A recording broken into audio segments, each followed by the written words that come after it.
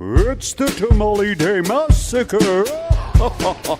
In all reality, my sweetheart might have bit off more than I can chew this Valentine's Day. A tamale kit. The masa and seasoning pack, the dried red chilies, and the dried corn husks. And I got me a pork sirloin roast to chop up. Gonna chop this pork sirloin roast into chunks. Add 3 cups of chicken broth to the pot. We've got it on sear heating up. Gonna add half an onion, 3 cloves of garlic, then the pork sirloin roast into the pool. And we'll set our Ninja Foodie for 1 hour under high pressure.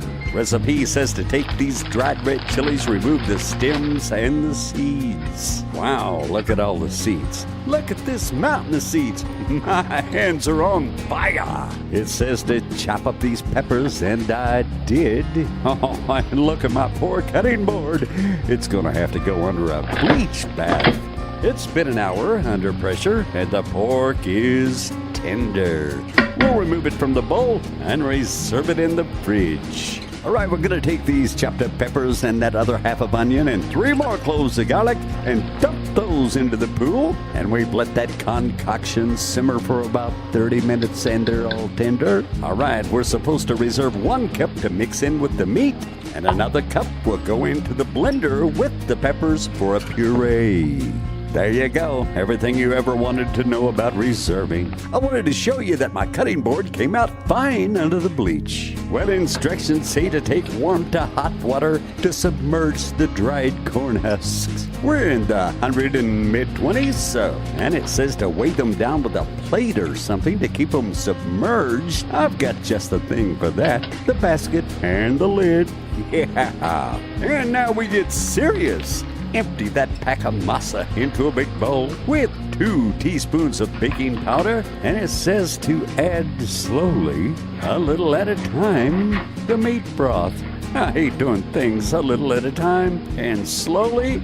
Let's pick it up here and go. Get that spatula in here and get it going, get it around, get it going, get it going, get it going, get it spatula. And then it says take a half a cup of shortening and stir it with a fork until fluffy. Does it look fluffy to you yet? Looks good enough to me. And it says stir that into the masa. Alrighty, now we gotta blend those red chilies, garlic, onion, and everything to make a puree and add it to the meat. The reason I'm straining it, I don't want any skins off of those peppers. And the corn husks are done soaking. Now we'll dry them off a little bit and get ready to rock and roll.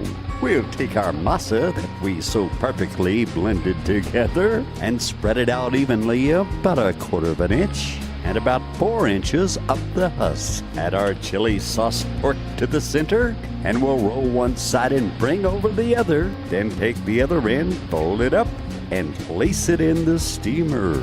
Now to get all these in here, I had to add a couple of drinking glasses to the basket to get them to stand up. We'll just hope they don't break.